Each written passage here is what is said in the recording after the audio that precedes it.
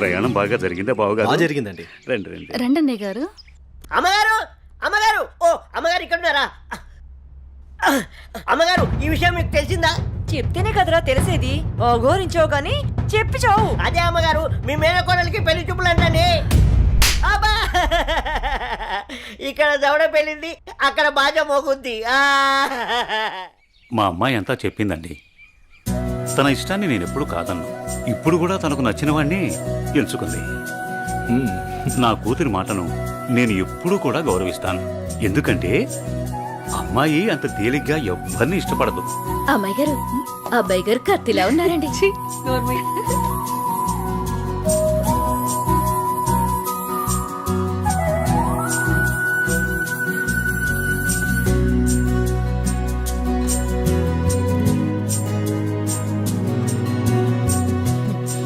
చూడ్డానికి మహాలక్ష్మిలా ఉన్నావమ్మా.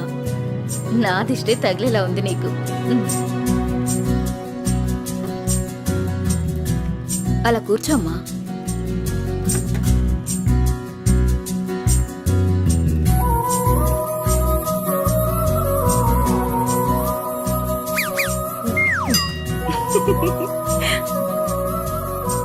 మనం ఎంత చేసినా ఏం చేసినా పిల్లల సంతోషం కోసమే కదా బావగారు.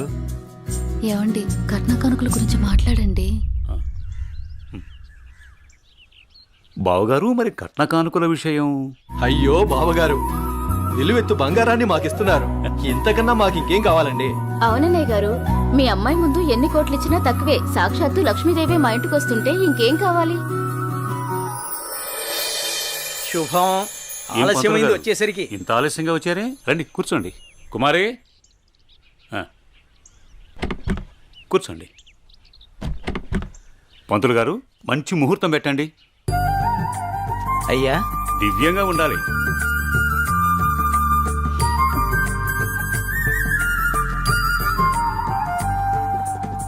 దివ్యమైన ముహూర్తం ఉంది 4 రోజుల్లో. సరే అయితే ఆ రోజే నిశ్చితార్థాన్ని ఖాయం చేయండి. అమ్మా అనన్య, ఇలా రామ్మా.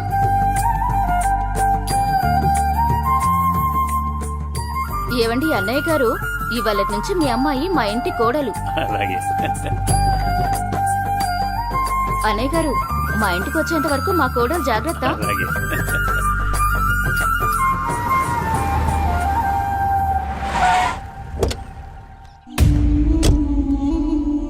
ఎవరే వెళ్తుంది? అయ్యో అమ్మగారు, మీకు ఈ విషయం తెలీదా?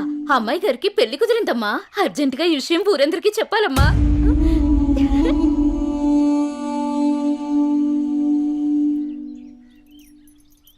అన్నయ్య, ఏం నువ్వు చేస్తుంది? రా చెల్లెమ్మా, ఇదేనా రావటం? రామ్మా కూర్చో. ఏంటన్నయ్య, అనన్యకి సంబంధం చూసావంట? అవునమ్మా, మంచి సంబంధం. ఛే, నీకు తప్పనిపించడం లేదు? అదేంటమ్మా, నా కూతురు పెళ్లి చేయటం నాకు తప్పనిపించటం ఏంటి? అంటే ఆనాడు నువ్వు ఆపదలో ఉన్నప్పుడు మా ఆయన నొప్పించి నీకు చేసిన మేలు మర్చిపోయావా? చేసిన మేలు ఇచ్చిన మాట మర్చిపోయే మనిషిని కాదమ్మా. అయితే ఇప్పుడు నువ్వు చేసేదేంటి? నువ్వు నాకు చేసిన మేలు ఎప్పుడో తీర్చేశాను. ఇక ఇచ్చిన మాట అంటావా? నీ కొడుకు గురించి నాకు బాగా తెలుసు. చూస్తూ చూస్తూ నా కూతురు గొంతు కయ్యలేను. చూస్తా, ఈ పెళ్లి ఎలా జరుగుతుందో నేను చూస్తా. శాంతం, నువ్వు నా చెల్లెలు వల్ల ఒకే ఒక కారణం చేత నేను ఇంతవరకు శాంతంగా ఉన్నాను. చూడు, నీకు నచ్చినా నచ్చకపోయినా నా కూతురు పెళ్లి తనకు నచ్చిన వాడితోనే చేస్తాను, అంతే. అది చూస్తా.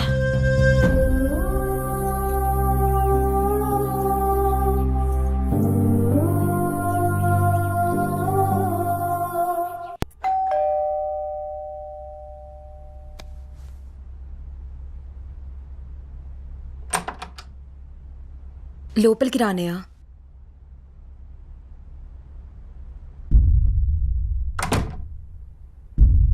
నానా, ఇప్పటి వరకు నేను చెప్పానే జే అన్నయ్య తినే. నమస్తే అండి. కూర్చో.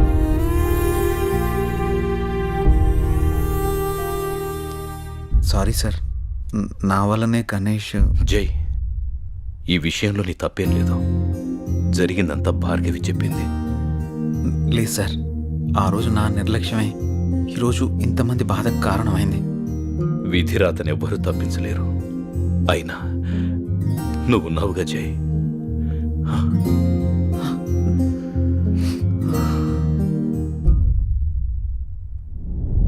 ఎన్నో రాత్రులు వస్తా లోపలికి వెళ్ళి అబ్బాయిని బాగా చూసుకోవే. చెప్పు పిన్ని.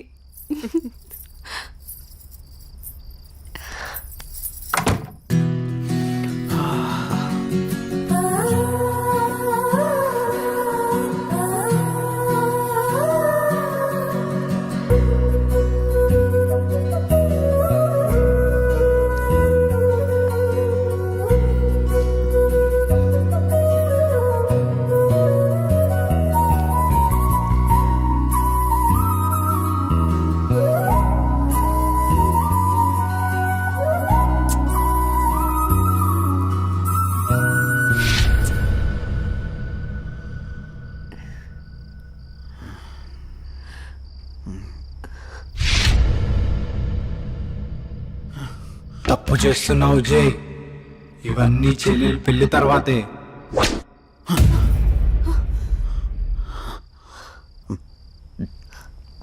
ఏమైంది జే?